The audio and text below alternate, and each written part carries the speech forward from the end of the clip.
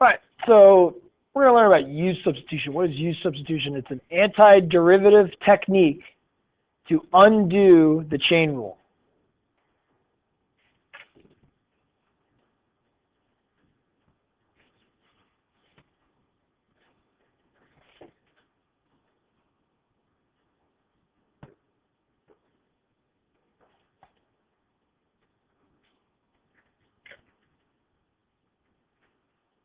Okay. Now we should remember the chain rule, the derivative rule. If I have a composition of functions and I take the derivative, I need the derivative of the outside, we leave the inside alone, and then multiply by the derivative of the inside. In the past I talked about an outside and an inside, like an outside is the cosine function, the inside is the 2x. We would take the derivative of the outside, that would be negative sine, and then multiply by the derivative of the inside. But after you've done it enough, you realize just take the derivative of the outside, leave the inside, multiply by the derivative of the inside. Okay, so this one, I could just get the derivative of the outside, 1/2 x cubed plus 1 to the negative 1/2 times 3x squared. This guy, 4x squared plus 1 cubed times 2x, right?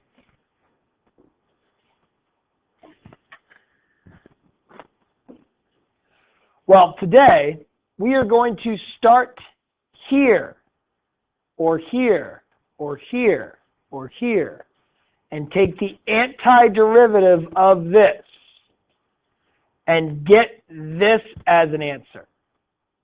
I will start with a very special looking function that I want to take the antiderivative of. The special looking function comes from the derivative of a chain, and we'll be able to undo this to get back here. We'll be able to take the antiderivative of negative 2 sine 2x, and our answer is cos 2x. We'll be able to take the antiderivative of this and get our answer of that. Take the antiderivative of this and get our answer here. Okay? But the technique is not very obvious. It's not very simple. It's a pretty involved process that through practice we will get used to and we'll be able to do. Now, there are some simple ones that we can do without using this very involved process. Like if I ask you to take the antiderivative of cos 3x.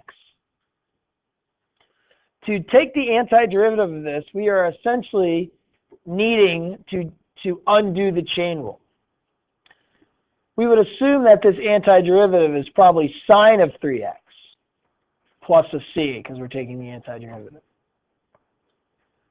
But if I take the derivative of sine of 3x, I get cos 3x times 3. So I know this isn't completely correct. It's close to being correct. No.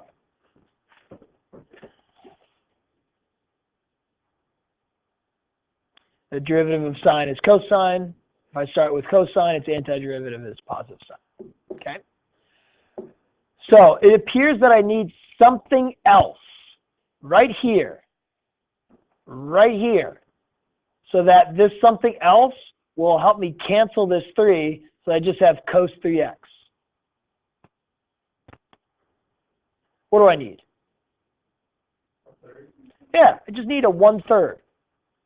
If I had a 1/3, then when I took the derivative of 1/3 sine 3x, I get 1/3 cos 3x times 3. Boom, cancel, boom, cancel.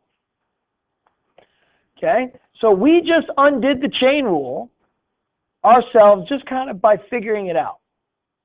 And we're going to use this kind of technique a lot if we don't want to use this. Sorry, don't change the page just yet. If we don't want to use this in extremely involved technique that I'm about to teach you, first look for this. If you see a coefficient in front of an x to the first power, you simply just need to multiply your regular antiderivative by the reciprocal of the coefficient. Coefficient of x being the number in front of x, the reciprocal being 1 over the number. Okay? So we need to multiply by the reciprocal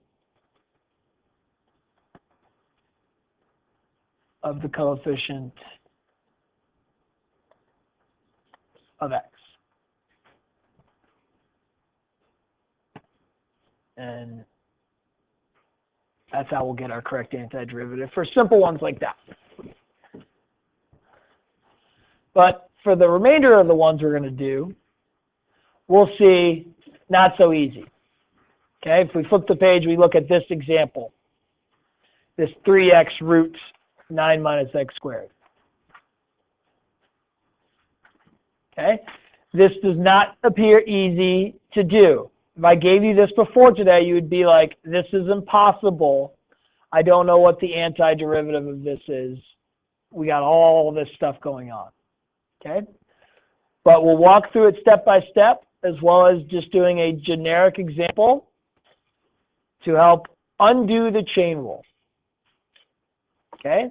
Now, I know what this answer is going to look like. If I have f prime of g of x times g prime of x, and I want to take the antiderivative of it, I know I'm going to end up with f of g of x. Put that all the way at the bottom, plus c.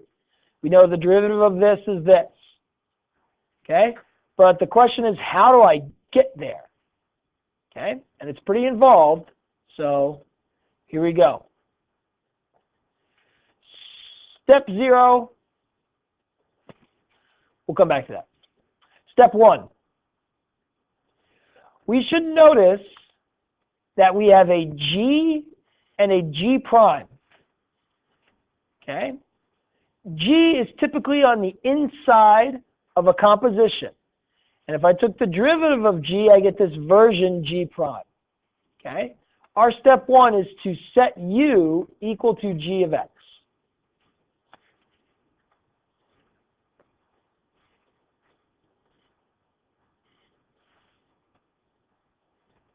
The g of x is typically the inside of a composition of functions.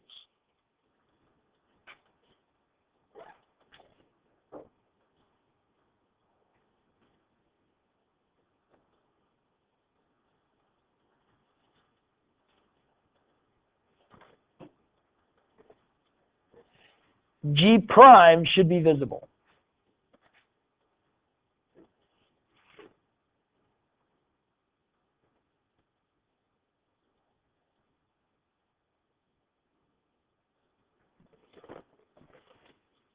Okay, so right to the right of this, I'm going to say u equals g of x. Now go down to this example here. We should notice that on the inside of my composition, I have this 9 minus x squared. I should notice that outside of this composition, I have this 3x. We would consider this g, and this is the g prime, right? The derivative of x squared is like 2x, but it has like x to the first power. Here's an x to the first power, okay? So we notice it's kind of a version of our derivative, okay? So next to this, I'm going to set u equal to g of x, which is the inside of our composition where we can see what g prime is.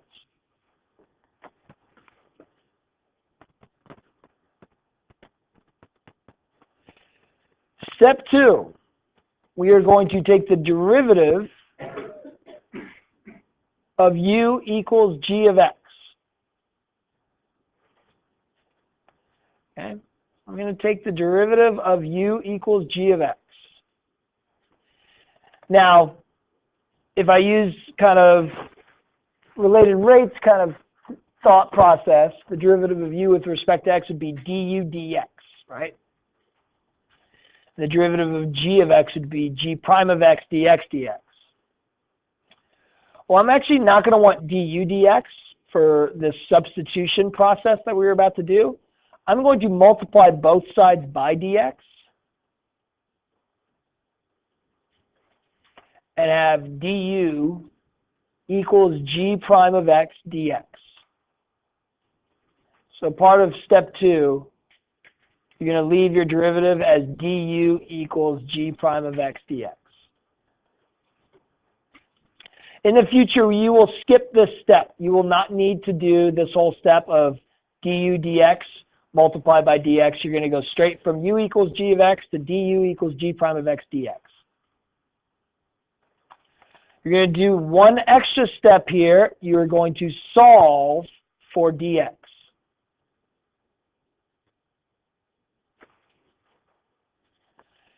Now, here, I have g prime of x times dx. I'm going to divide both sides by g prime of x. I'm going to write it on this left side as 1 over g prime of x. That's just personal preference for me. You can write it as du over g prime of x if you'd like to. And I have solved for dx.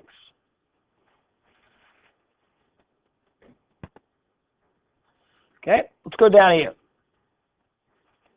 I'm going to take the derivative of u equals 9x squared, and I'm going to leave it. I'm going to skip the step and go straight to du equals negative 2x dx.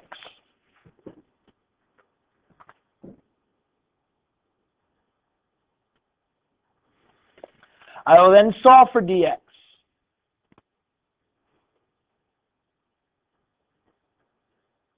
I'm going to write it as dx equals negative 1 over 2x du. Okay? Here comes the substitution step.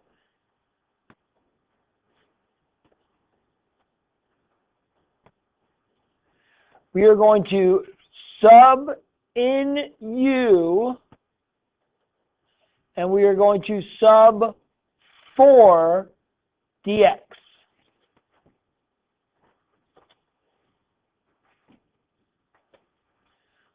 What do I mean by that? I'm going to take u and replace g of x with what u is equal to, with u, and replace g of x with u. I will also replace dx with what it's equal to, 1 over g prime of x du. Everything else is going to stay the same. I say everything else stays. Giving me f prime of u, g prime of x stays, dx gets replaced by 1 over g prime of x du.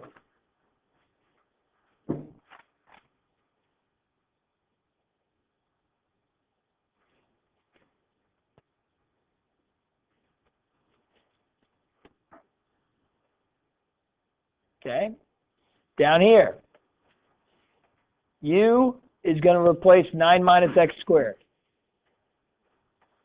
Dx is going to be replaced by negative 1 over 2x du. Let's go ahead and do that. Everything else stays. The 3x stays. The root stays. I get that.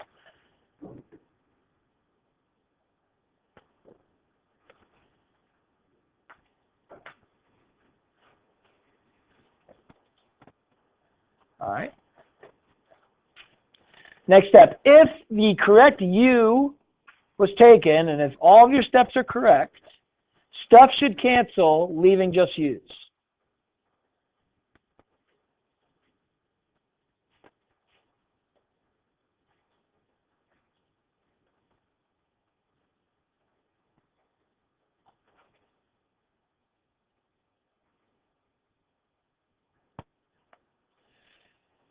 Here, g prime and g prime cancel, leaving just f prime of u du.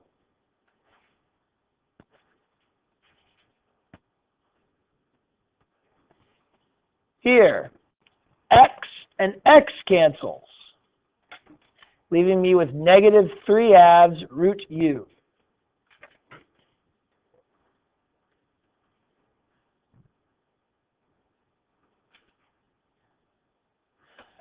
We are now ready to antiderive.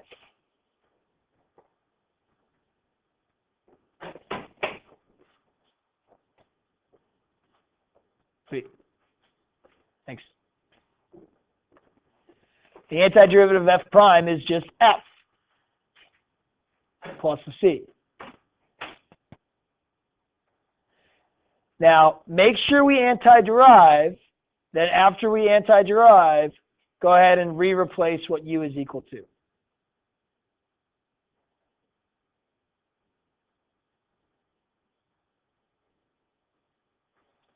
and we get what we were looking for, f of g of x plus c.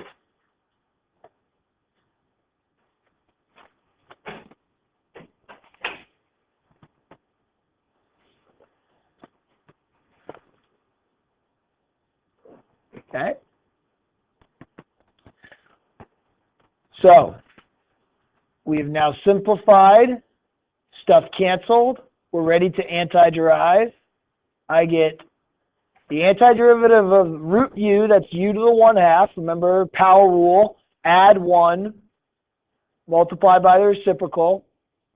2/3 times -3/2 just gives us -1 plus a c.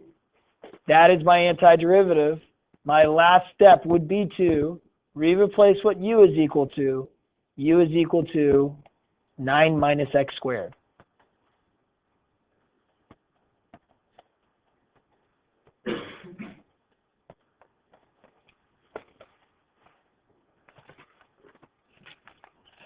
Then, the last step, whenever you're taking an antiderivative, should be to derive the check.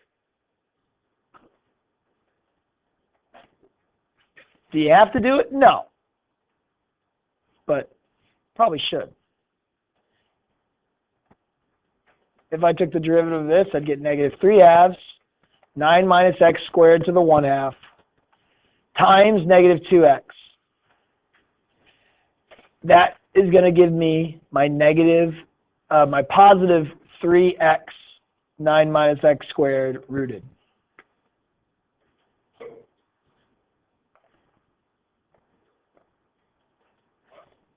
Which is what I started at. Okay? So after I check to see that's correct, I know that this is the correct antiderivative.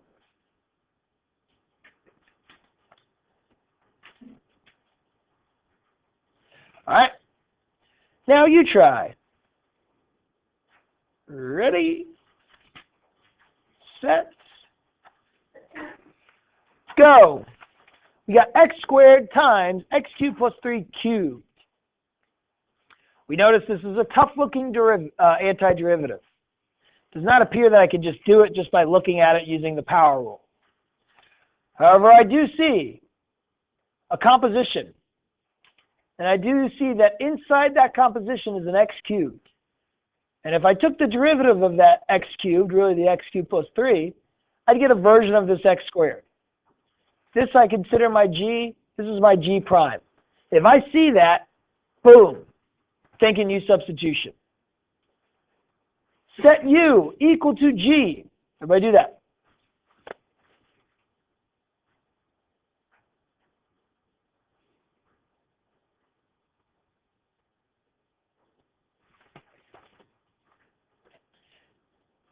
Then, take the derivative of u equals g of x, giving you du equals the derivative times dx. Everybody do that.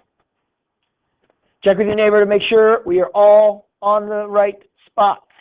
Go ahead and solve for dx while you're at it. U equals, take the derivative, du equals your derivative dx. Solve for dx. Check with your neighbor. Are you where they are?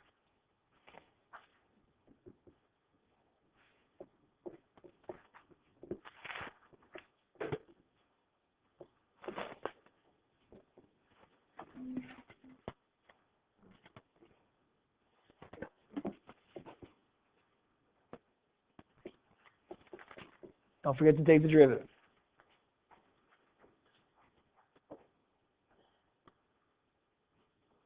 Then substitute in u and substitute for dx.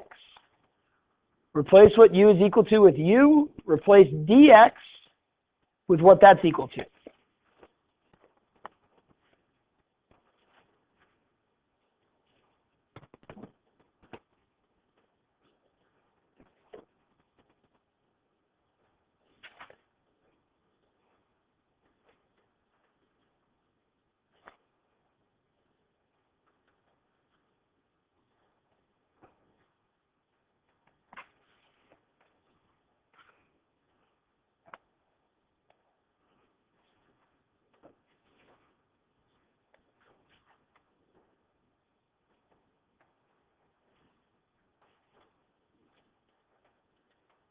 if you've done everything correct so far, stuff should cancel, leaving you with just u's.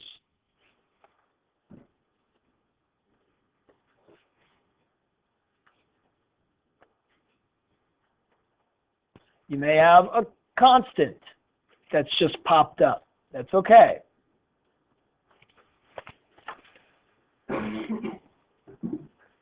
Then, take the antiderivative. This is a step a lot of students forget. They do the u substitution, they replace, but then all of a sudden they just want to replace the u back with x cubed plus 3, but they forget the most important step. Take the antiderivative.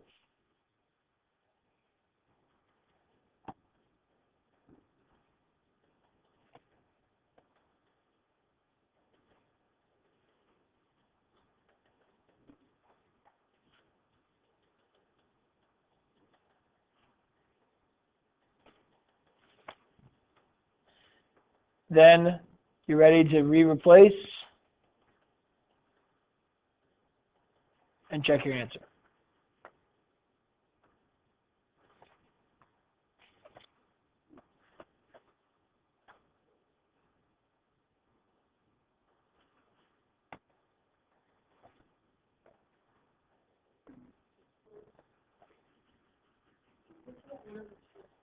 I don't know, this should be a 12.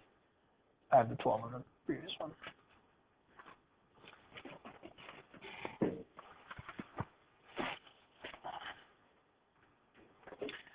Okay, try the next one.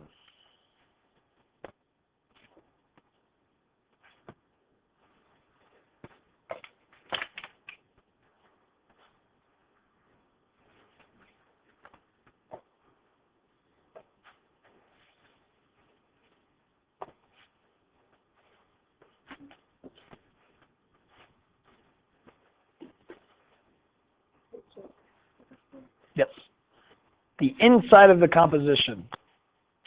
So not the entire composition, just the inside of the composition.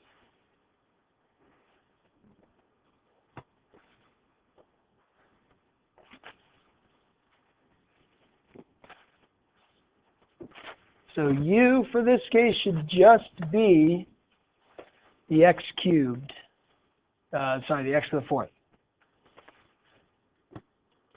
We should notice that its derivative, a form of it, is outside the composition.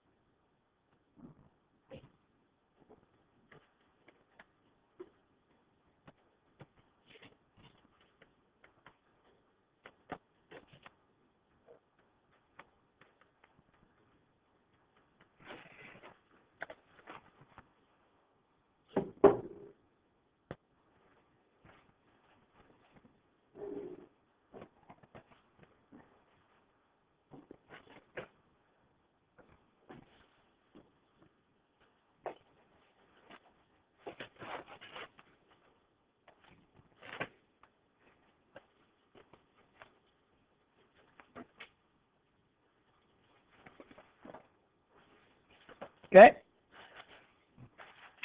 The next one. Any questions about this one?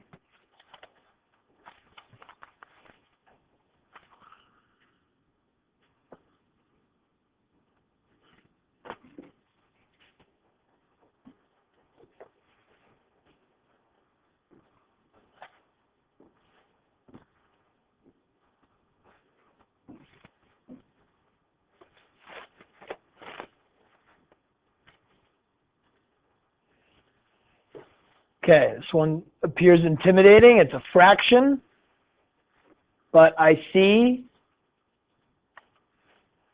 that there's a composition right here, the square root and the x squared plus 1 in the square root. I also see the x is a version of the derivative of the inside of the composition. That should help me select my u and go from there.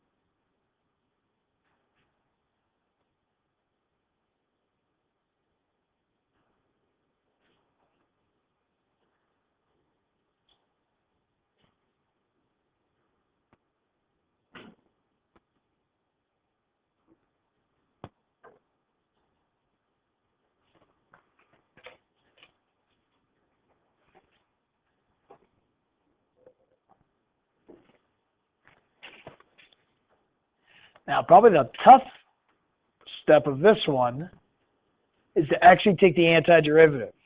We need to remember for the power rule, we need everything in the numerator.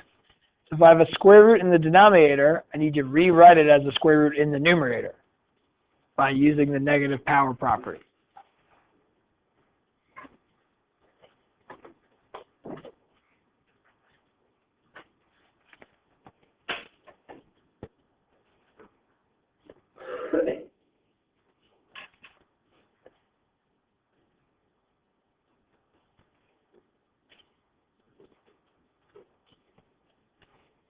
This being the key.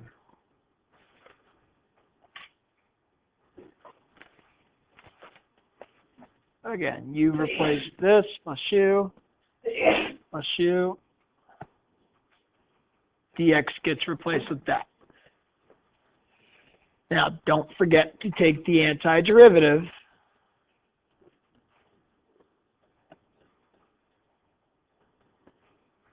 And after you take the antiderivative, you're ready to replace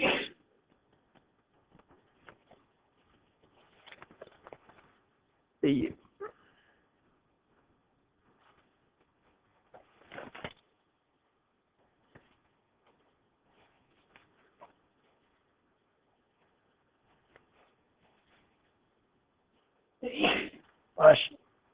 Any questions about this?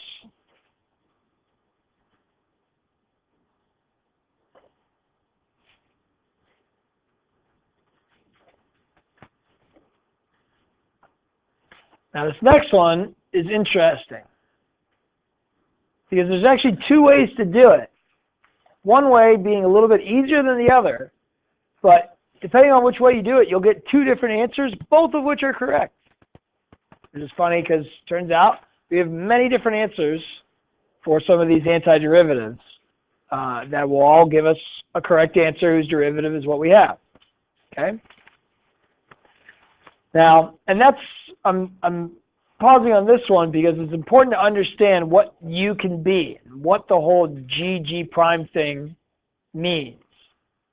Now, if I rewrote this, I would typically rewrite this as secant of x quantity squared. I'd say, oh, there's my composition. Let's go ahead and use u as the inside of composition, knowing that the derivative of secant is secant tangent. Well, there's a tangent there, so maybe that'll work out. So watch. I said u equal to secant x. Not secant squared x, but just secant. I get du equals secant x tangent x dx.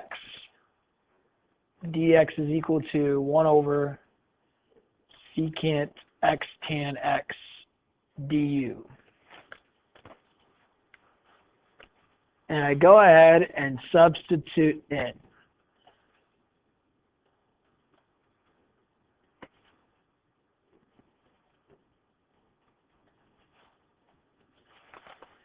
And I notice something's wrong. The tan x's do go away, but I have a secant x along with my u. Right? And we were told that we did everything properly, we should be able to just have u's. Okay, so I'm actually going to pause on this one, and I'm going to say, well, maybe I select the wrong u. Let's select another u. Maybe the composition is here, and this is tangent to the first power. Now think about this. The derivative of tangent is secant squared. Maybe I should be selecting u is equal to tan x. Watch what happens. du is secant squared x, dx. dx is 1 over secant squared du. If I go ahead and do the replacement, I get the antiderivative of u times secant squared x times 1 over secant squared x du. Oh my goodness, this works out real nicely.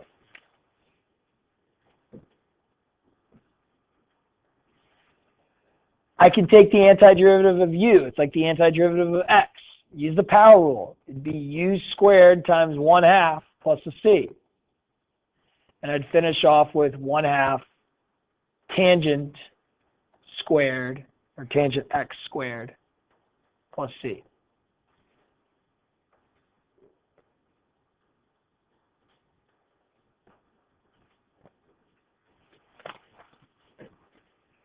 Right? So that's great. But turns out I could actually have done this one back here differently. I could have continued on. If I noticed that u is equal to secant x, I can just go ahead and take that secant x, replace that with a u. I'll get u squared over u du, which is just u. I can take the antiderivative of that. I have 1/2 u squared plus c. In this case, I have 1/2 secant x squared plus c. I get a totally different answer. However, if I checked both,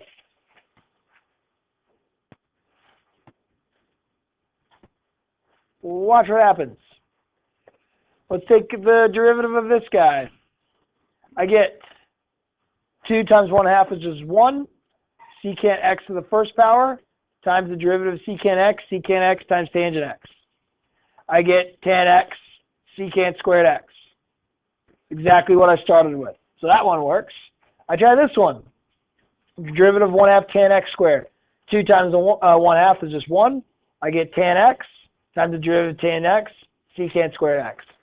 They both have the same derivatives, though they appear to be different functions.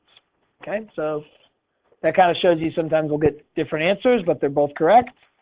I would have preferred you notice that sometimes we can have something to the first power as the u, and its derivative du will be outside of it, and you could take the antiderivative of just u to the first power, giving you 1/2 u squared. Okay, so this method is what I would prefer you to figure out. What happens to secant x on the one over? I replaced it with a u,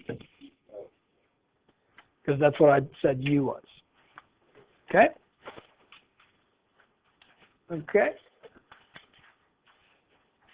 Now, we might think, all right, great, u substitution. Whenever I have a tricky looking derivative, I'm going antiderivative, I'm going to use u substitution. Okay? But don't. Always remember step 0. What's step 0? Simplify first. Look to simplify first.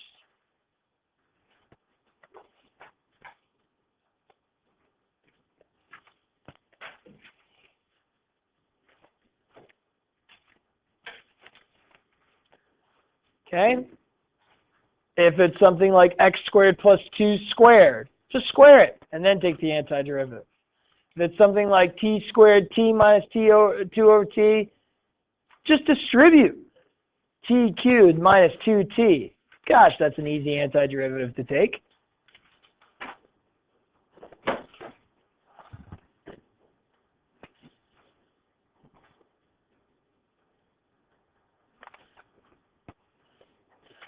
If I had something like this, oh man, maybe I should set u equal to that root x or something. Nope. Just simplify. Divide both of those terms by the root x.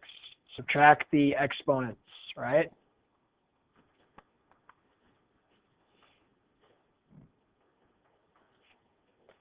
So don't forget to simplify first.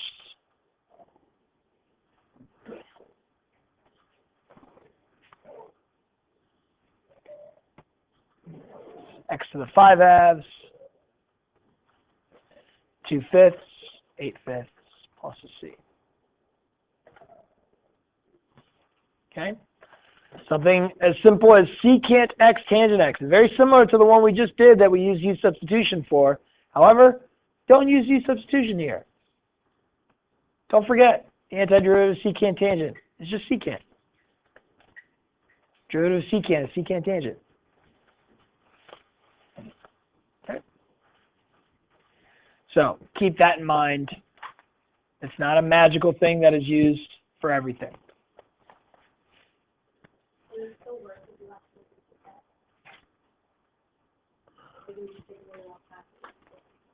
No, it wouldn't work. No matter what you chose u for secant x tangent x, there would be x's and u's that would remain. It's a good question though. And you could try it and exhaust your options. You select secant, doesn't work. You select tangent, it wouldn't work. So you just got to know it, right? Now, we can evaluate an area, an exact area under a curve using u substitution. We also need to talk about the antiderivative of e x and 1 over x. So let's start with this one. Now, I want to find the area. Now, if I had a calculator, obviously I would just plug this in. But if I didn't have the calculator, remember we had to use the fundamental theorem of calculus, which is the area under a function is equal to the change in the antiderivative.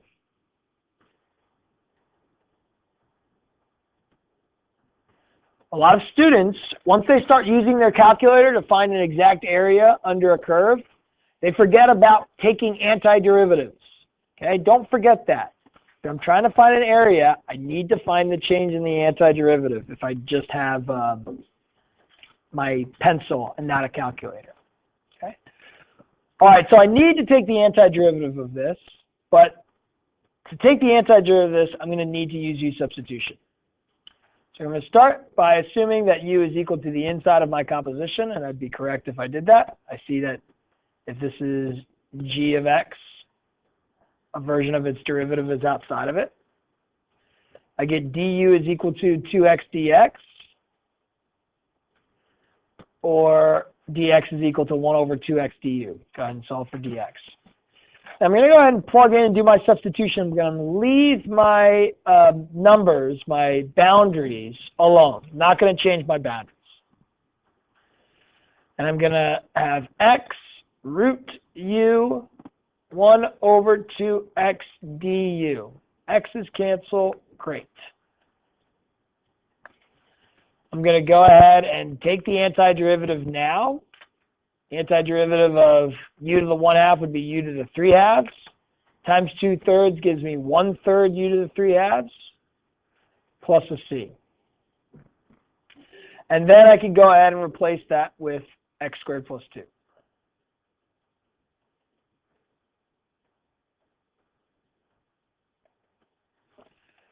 All right, well, now remember, we are trying to find the exact area in the curve. So remember, once I find the antiderivative, I can find the change in that from 0 to 2, knowing that the c does not matter. Okay, and we're not going to do that calculation just yet, because what you want to do is have a 0 and a 2 here, and maybe a 0 and a 2 here. Just use those all the way around. These would be wrong. Okay, the last ones are correct. This is good, this is good. But the 0 and the 2 in between are wrong. When we are using use substitution, we are taking this dx, which is a very, very small change in an x value on an x-axis, and we are changing the axes we're using from an x-axis to a u-axis. We are using du. So these boundaries are good on an x-axis. These are x's. But once I change from dx to du, I need u's.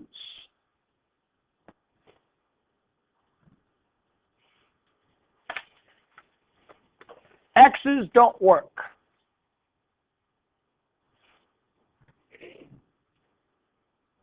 Now you could say, well, can't I just leave it blank and worry about it at the end? I mean, you can, but we need to know this process because there's specific problems that use this process. So the question is, like, what u's do I use? Right? Well, here is the connection.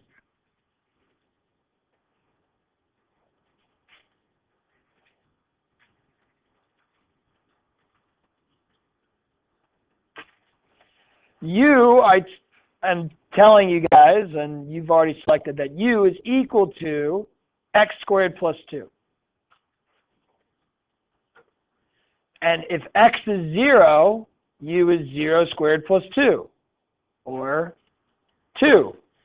So an x of 0 on an x-axis corresponds to a U of 2 on a u-axis. An x of 2 on an x-axis corresponds to 2 squared plus 2, which is 6. So this would be 6 here. So not 0 and 2, but 2 and 6.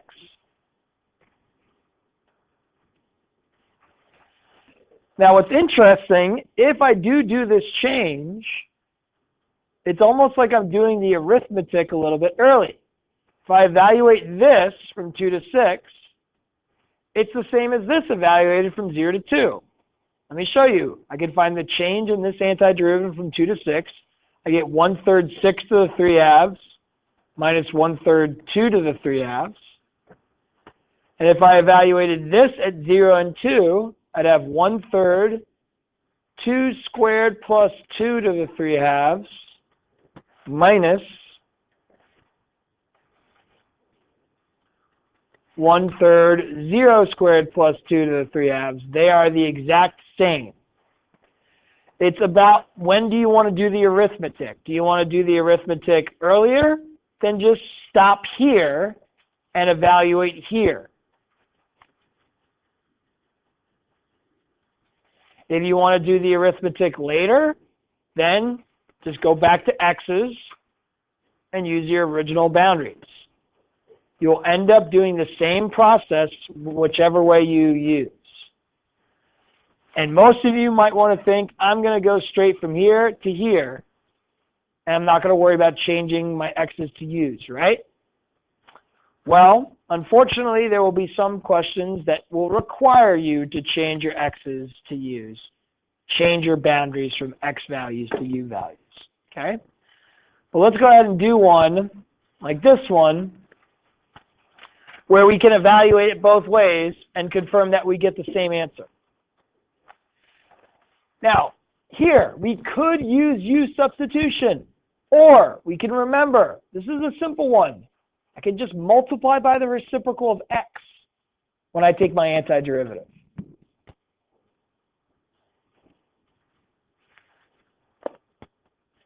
I'm going to use use substitution just so I can show you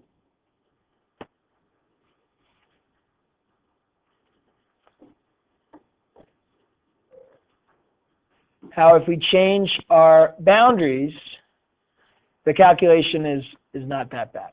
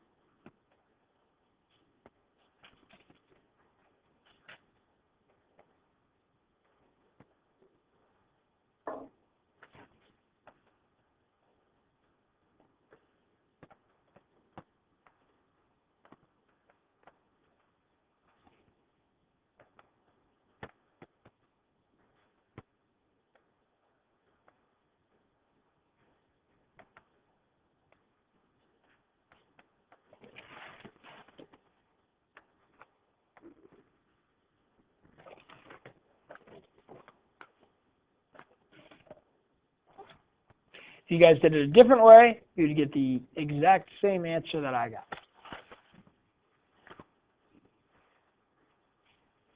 I changed my boundaries from dx's to du's, my x's to u's. I then just evaluated the antiderivative of cos u times 3/2, 3/2 sine u, plugged in 3/2, 0, found the change.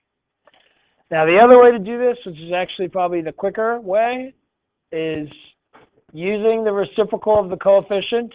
I would say, and I would skip the change, that the antiderivative is just sine 2x over 3 times 3/2 from 0 to pi over 2. And then I would do the arithmetic later. I have 3/2 sine 2/3 times pi over 2 ends up being pi over 3, just like I kind of already had there, minus 3/2 sine 0. So we get the same thing that we get down here, just the arithmetic is occurring later.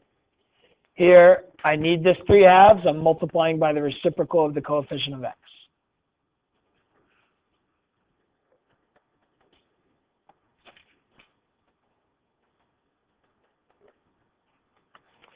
Okay? You're probably thinking, I want to do it this way. It's easier than changing the x's to u's. Well, you will see questions on the AP exam. You'll see questions on your quizzes and your tests where you're required to change your boundaries. You'll probably see this question, and it's a multiple choice question, and all the answers look like this.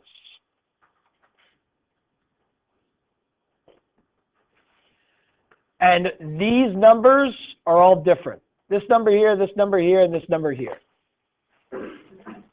Your goal is to find those three numbers, because that's what they're going to be looking for on a multiple choice version of a test.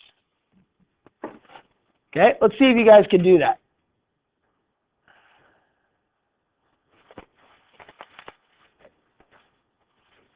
There should be nothing else inside the integral except for f of u du. We should have a number on the bottom and the top and equal to a number. What are those numbers?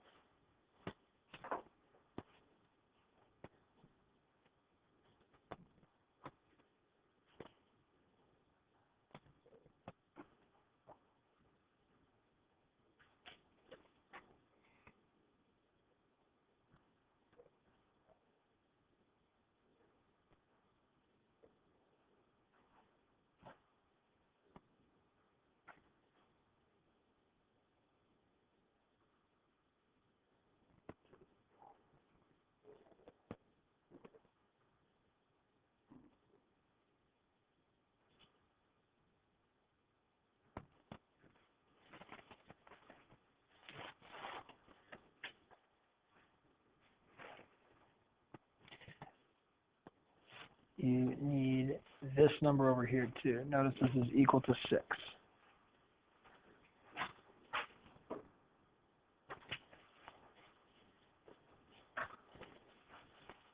I see most of us changing our boundaries correctly.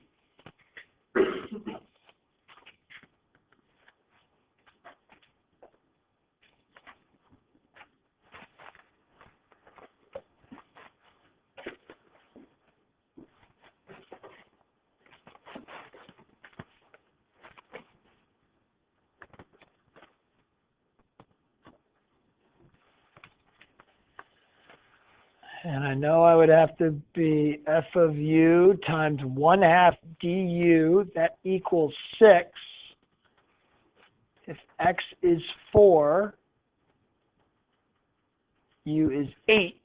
If x is 9, u is 18. Most of us did 8 and 18, which is correct. However, they don't want this 1/2 in there. They don't have a 1/2 in here. They do have an 8 and 18. But if you kept this as 6 and you circled that one, you'd be wrong. Instead, what you need to know is that you can pull out this 1/2 using the properties of integrals, multiply both sides by 2, and get that as the number that they're looking for.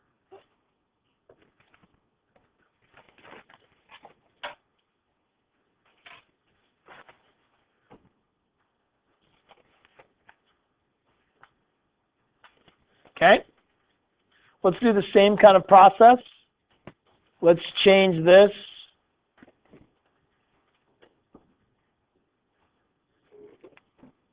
so that we have different values here, du, and let's see what happens on the inside. This is not equal to anything. We're going to be evaluating this actually in a little bit. Yes, e to the root x.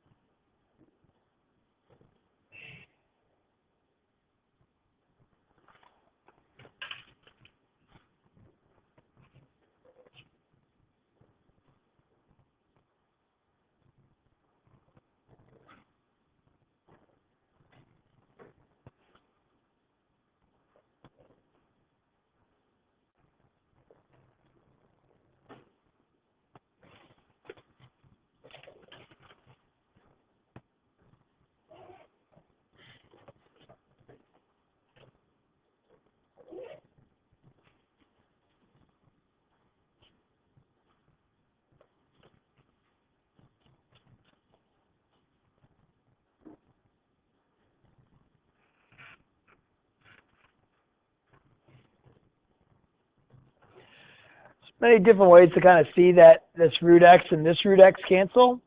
If you replace this with a u, you could also replace this with a u, and then those u's cancel.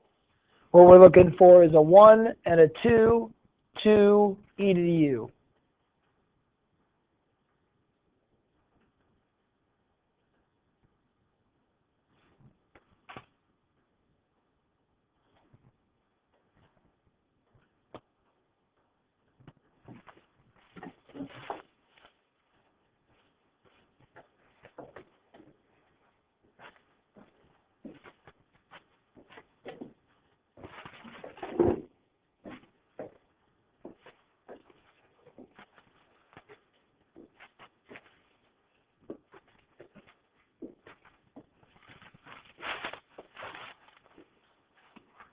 Okay. Now, how do we evaluate this? How do I find the antiderivative of 2e to the u? Let's talk about the antiderivative of e to the u, or e to the x. Well, the derivative of e to the x is itself, so the antiderivative of e to the x is itself. Plus a c. A c's in my e's sometimes plus a c. All right, so if I wanted to, I can now evaluate this. The antiderivative of 2e to the u would be 2e to the u.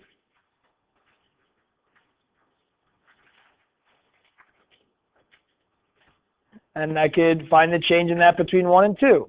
Of course, we need the plus c. I always like to include the plus c so that you know you need them. But when you're finding the change, we know it goes away. So 2e squared minus 2e. Gosh.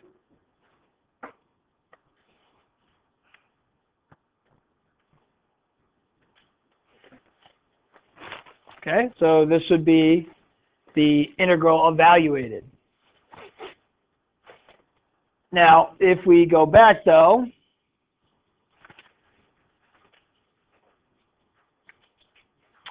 And let's skip this one, but look at the second one, the third one, and the fourth one. We might see that we might need to use substitution to evaluate some of these e to the powers. If I have e to something other than just x, here this is e to the negative x squared. This is e to the 3x plus 1, but I'm going to save this one for later. If I see this one, we do see there is a composition. The composition is e to the power.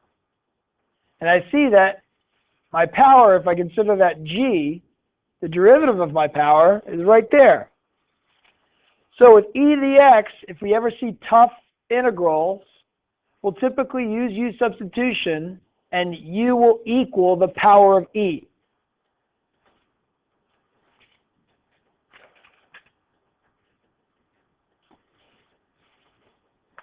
Here I'd set u equal to negative x squared, knowing that du would have a version of x.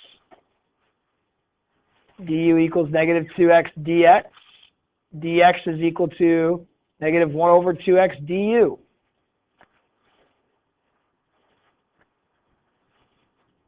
And then we'll go through the whole process, replace negative x squared with u, replace dx with negative 1 over 2x. Cancel the x's. And let's take the antiderivative.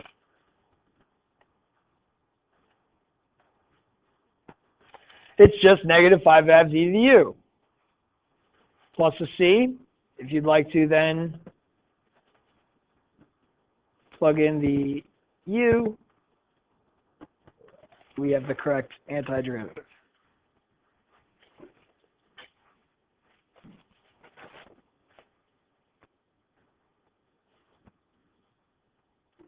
This one, guess what?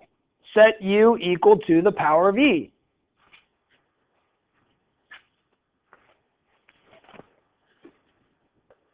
Let's try that one out.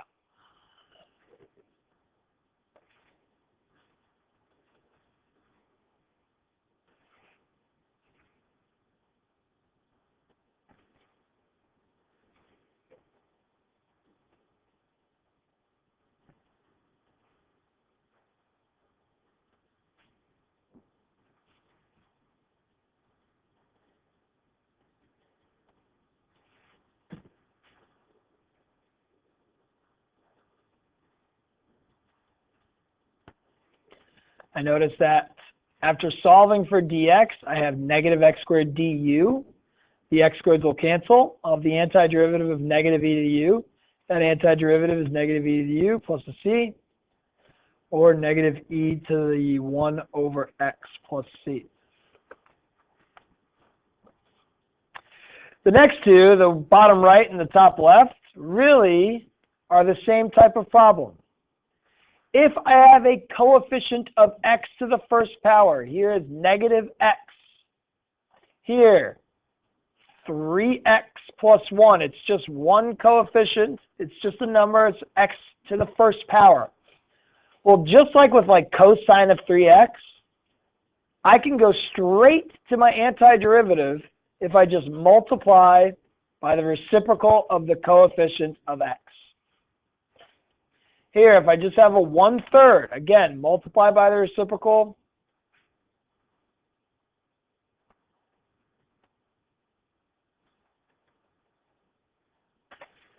Of the coefficient of x, I will have the correct antiderivative. Here, the key to this one is to rewrite this as e to the negative x, and then if I multiply by the reciprocal, I have negative e to the negative x, and that is the correct antiderivative.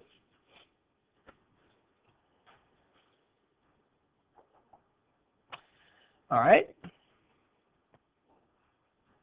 But what about if it's something other than e to the x? What if it's 5 to the x?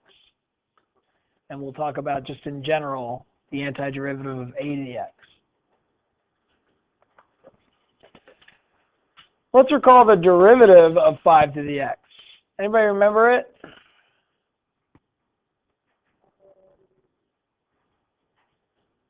Close. The derivative of e to the x is e to the x, right? It's just itself. The derivative of 5 of x is almost just itself. 5 to the x times the natural log of the base. Okay? So that's the derivative. Guess what? The antiderivative is not just 5 to the x. Because if I took the derivative of this, I'd get 5 to the x log 5. I need to get rid of this log 5 somehow. What do I need? No. E to the 5 times log 5 will not have log 5 go away. 1 over log 5. 1 over log 5 is correct. Then, if I took that derivative, the log 5 and the 1 over log 5 will cancel. So if I'm asked to take the antiderivative of a number to the x power, it's 1 over log of the number times a to the number plus a c. It's not something you have to have memorized. I've seen it once on an AP test. It's just kind of like a test of your derivative knowledge and like kind of checking your answers. So keep that in mind. Now, let's look at the antiderivative of something as simple that we haven't looked at before. You think we've looked at it as 1 over x. Okay? Go ahead and take the antiderivative of x to the negative first with the power rule.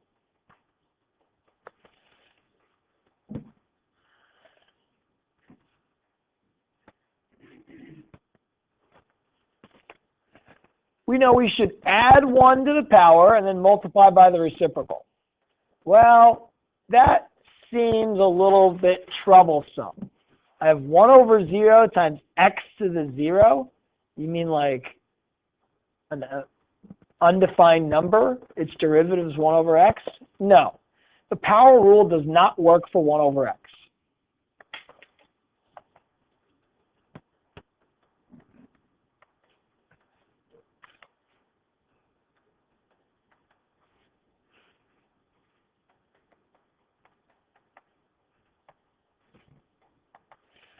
It works for 1 over any other power of x, 1 over x squared. Yeah, I could rewrite that as x to the negative second and take the antiderivative. That's x to the negative first times negative 1. I could do 1 over x cubed. That works.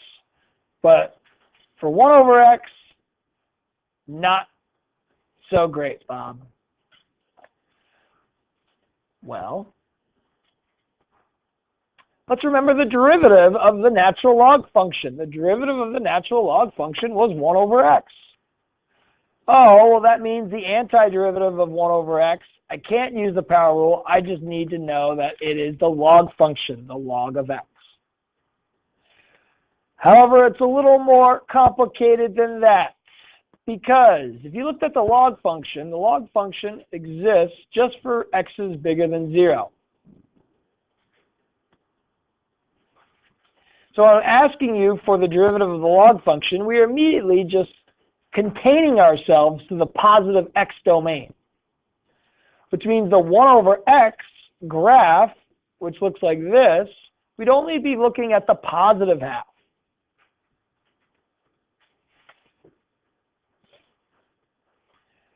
So if I'm looking at the positive half of 1 over x, yes, this would be correct.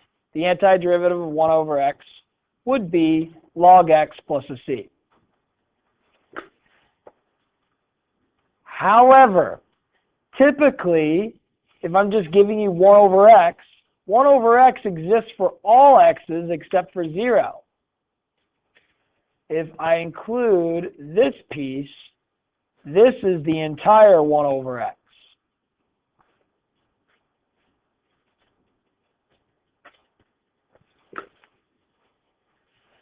But we got all of this spots over here, all of this space over here. And if I talked about the log function, I need some log function to be able to cover all of this. And what we end up using is this piece included with this piece. And this is actually the absolute log function of x. So if I'm looking at just regular 1 over x, I need to expand the log graph by having the absolute value. So it turns out all in, what I need you to know is that if I ask you for the antiderivative of 1 over x, you need to log absolute x.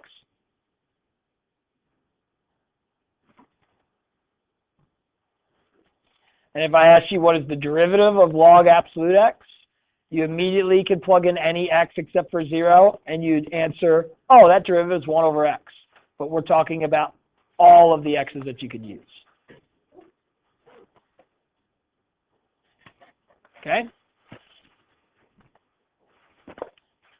Now, antiderivatives. If you ever see an x in the denominator, man, if it's x to the first power, you're thinking log. This antiderivative, after rewriting this as 3/5 times 1 over x, is 3/5 log absolute x. I would rewrite this. Simplify first, right? Well, I could take this antiderivative easily. This antiderivative I can't. It's just log absolute x.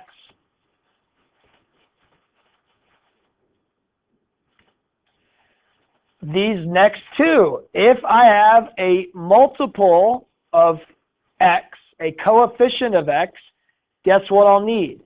I'll need the reciprocal of that coefficient of x, just like I did for e to the x and for like cosine of 3x.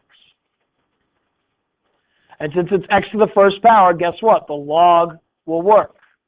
I could also do this using substitution to get the exact same answer. I'm just going to go ahead and give you this is the correct antiderivative.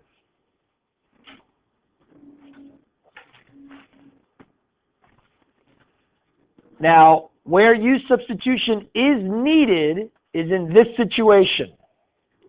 If we recognize that the numerator is a derivative of the denominator,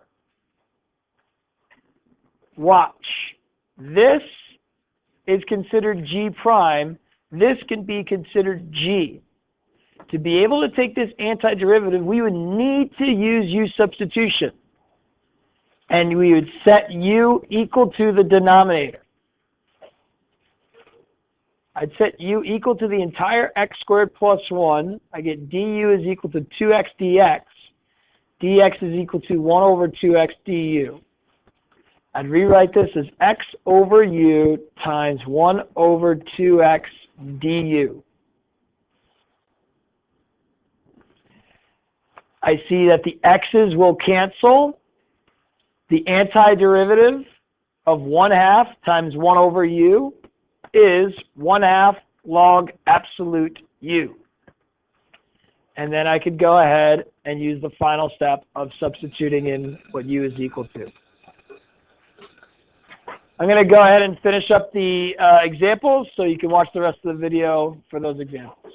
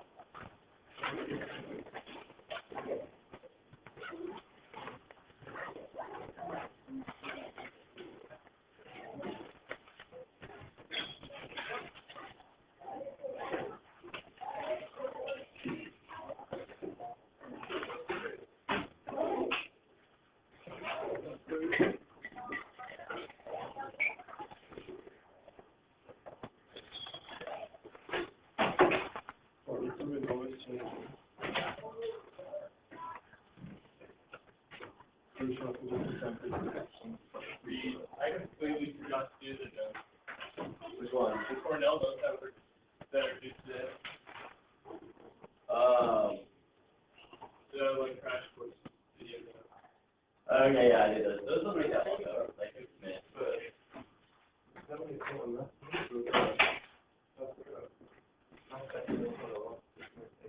Yeah, I added that into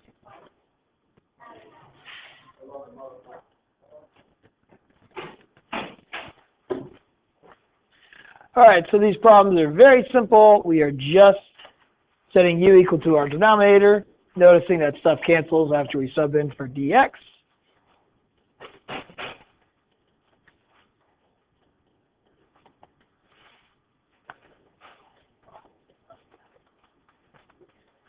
And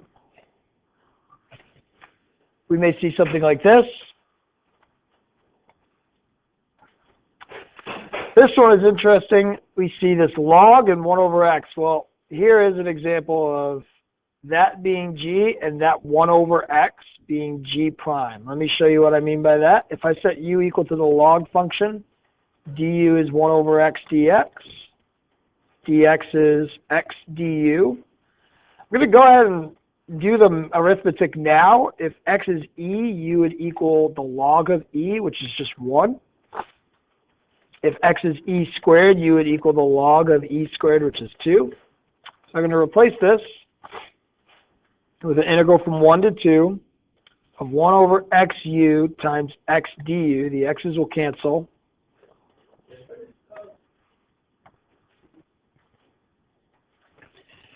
So we know we're finding the actual area. So I went ahead and switched it from x's to u's. It's simple. It's just 1 to 2. The antiderivative after stuff cancels becomes log absolute u plus c from 1 to 2. That's simple. That's log 2 minus log 1. Log of 1 is just 0, so I just get log 2. Notice how this is a lot easier if I do the arithmetic up front and change these from e's to u's than if I went ahead and had to deal with the log of x. Now, like I can, and this is the correct antiderivative for 1 over x log x, but you know, it just might get confusing if you're taking the log of e and the log of e squared. It's up to you. You'll get the same answer regardless. Now let's come to the tangent function. This is very interesting because we actually have not learned the antiderivative for the tangent function. But now using u substitution, we can find it. I'm going to start by rewriting it as sine over cosine.